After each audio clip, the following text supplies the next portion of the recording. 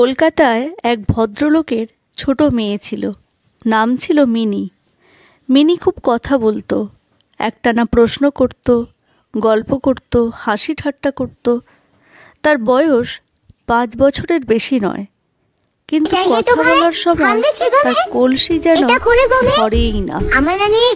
একদিন তাদের বাড়িতে এলো এক কাবুলিওয়ালা, আফগানিস্তানের এক লম্বা বড় দেহি মানুষ। তার গায়ে মোটা পাঞ্জাবি, মাথায় পাগড়ি, পিঠে বড় বস্তা আর হাতে শুকনো ফলের ঝুলি। মিনির চোখে সে প্রথমে খুব ভয়ের মানুষ মনে হলো।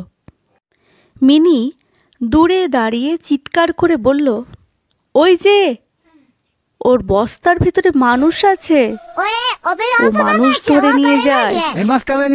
কাবুলিওয়ালা হেসে বলল, আমি মানুষ ধরে নিয়ে যাই? না না মিনি মেম সাহেব, আমি মানুষ ধরে নিয়ে যাই না। তার হাসি সরল কথায় মিনি ভয় পেল না। ধীরে ধীরে তার সঙ্গে বন্ধুত্ব তৈরি হলো। প্রতিদিন কাবুলিওয়ালা আসলো, মিনি দৌড়ে গিয়ে বলতো, কাবুলিওয়ালা, ও কাবুলিওয়ালা, কেমন আছো? ওরা দুজনে খুব মজা করে কথা বলতো। মিনি বলতো, তোমার দেশে কি শ্বশুর আছে? কাবুলিওয়ালা হেসে বলতো, হ্যাঁ আছে তো, খুব বড়। মিনি আবার হেসে বলতো, আমারও একদিন শ্বশুর হবে, তাই না?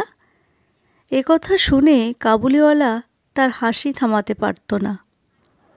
ওদের বন্ধুত্ব হয়ে যায় শিশুর সরলতার মতো আর মানুষের আন্তরিকতায়। ঘটনা মোড় নেয়। একদিন দুর্ঘটনাক্রমে কাবুলিওয়ালা একটা লোককে আঘাত করে ফেলে। তার বিরুদ্ধে মামলা হলো। সে বহু বছর কারাগারে চলে গেল।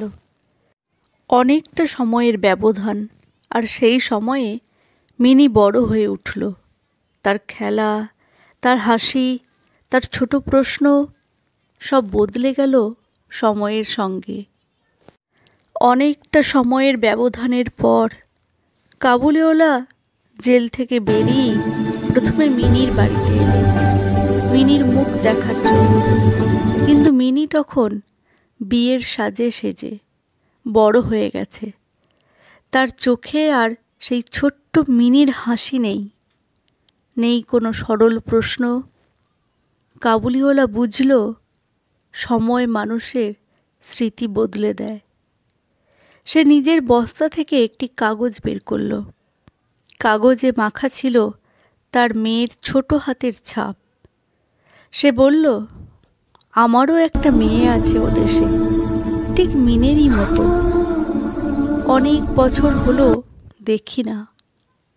এমন কথা শুনে মিনির বাবা তার মেয়ের বিয়ের খরচের টাকা থেকে কিছু টাকা কমিয়ে কাবুলিওয়ালার হাতে তুলে দিলেন, যাতে সে নিজের মেয়ের কাছে ফিরে যেতে পারে।